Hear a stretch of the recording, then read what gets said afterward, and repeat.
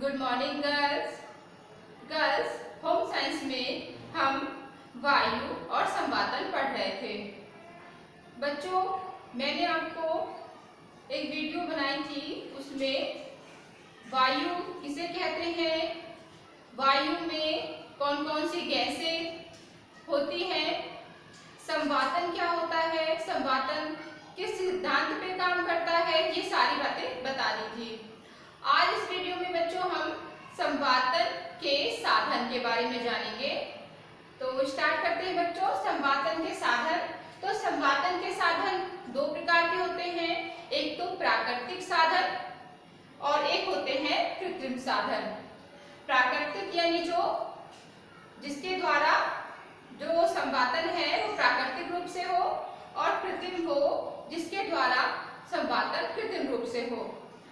तो प्राकृतिक में आएंगे दरवाजे एवं खिड़कियां, रोशनदान, चिमनी। कृत्रिम में आएंगे निर्वातक पंखे, बिजली के साधारण पंखे और वातानुकूलन।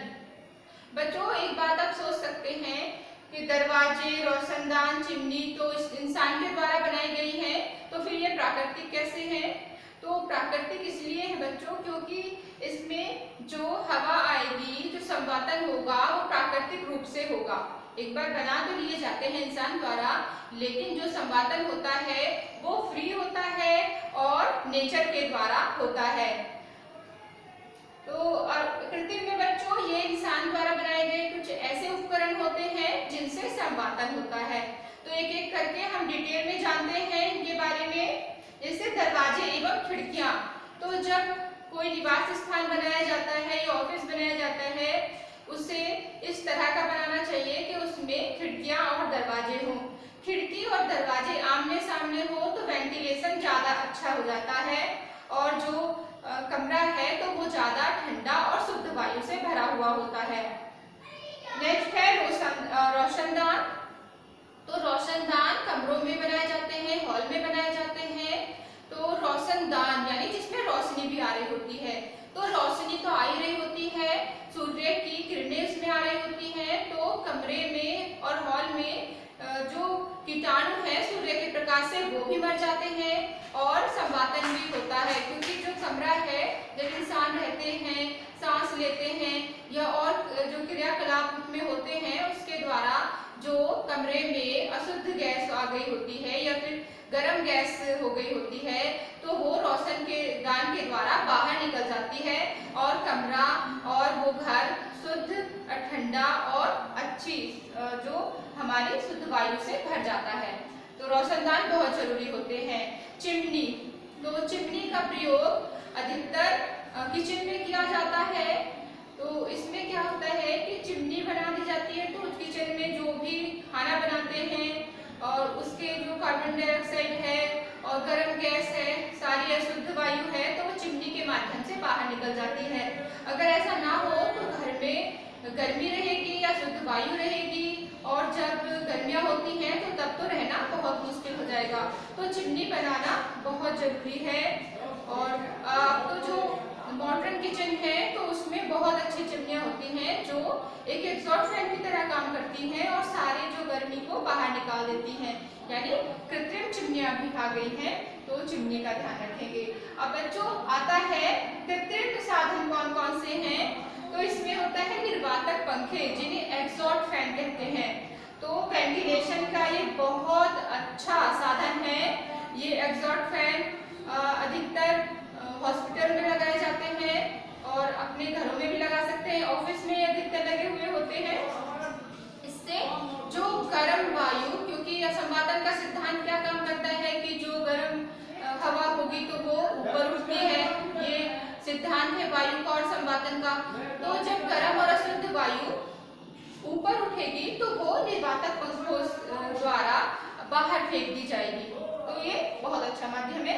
बिजली के साधारण पंखे, जो बिजली के साधारण पंखे होते हैं तो वो भी जो वायु है, ठंडी वायु को अंदर आकर्षित करते हैं और वायु को तेज करते हैं। क्योंकि जब वायु में गति होती है तो वो बाहर भी निकलती है, अंदर भी आती है, तो उस पे ये काम करते हैं प्लीनन सिद्धांत पर।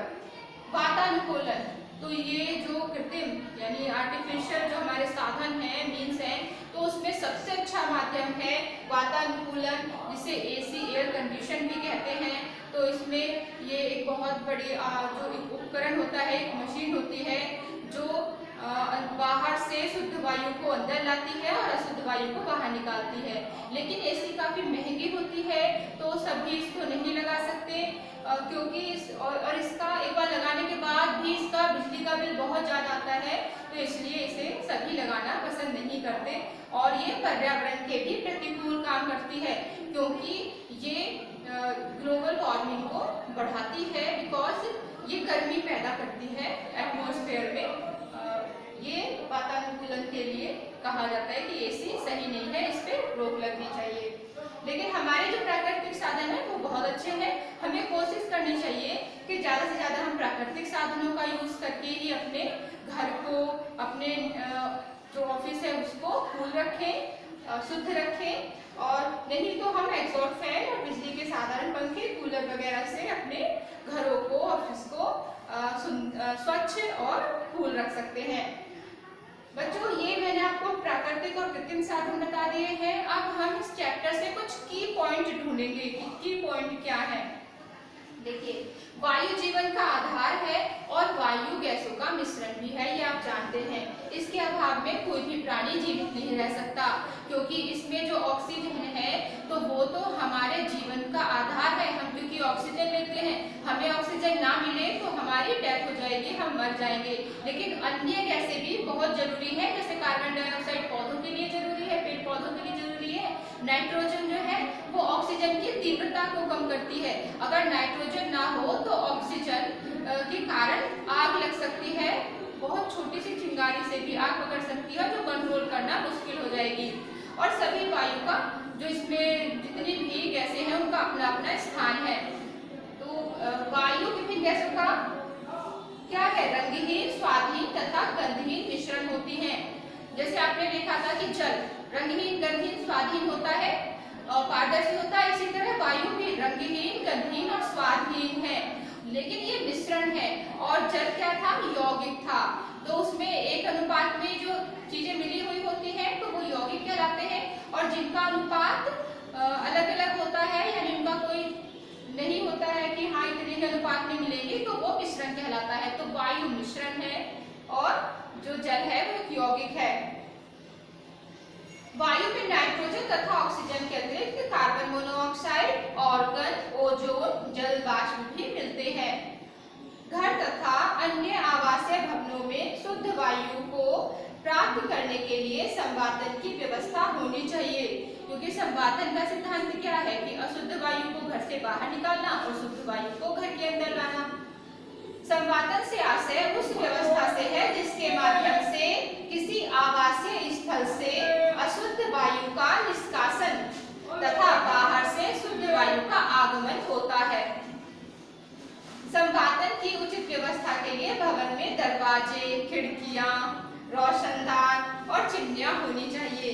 और जो कृत्रिम संवातन के लिए विद्युत चालित पंखे हैं, एग्जॉस्ट फैन हैं और एसी हैं, ये हो सकते हैं, होने भी चाहिए। लेकिन एसी का ध्यान रखना चाहिए, एसी हमें ज़्यादा यूज नहीं करनी चाहिए, क्योंकि ये हमारे पर्यावरण के लिए नुकसानदायक है, नुकसान पहुंचाती है। तो बच्चों, ये हमारे इससे संबंधित की पॉइंट थे। तो ये मैं इस चैप्टर में अधिकतर आपको सब कुछ बता चुकी हूँ। और बच्चों, इसको आपको वीडियो को कम से कम 2 बार देखना है, और इनके जो मेन पॉइंट है उनको लिखना है, नोट डाउन करना है, और कमेंट बॉक्स में जाके जरूर बताना कि आपको ये वीडियो कैसी लगी, और हमारे वीडियो को लाइक करना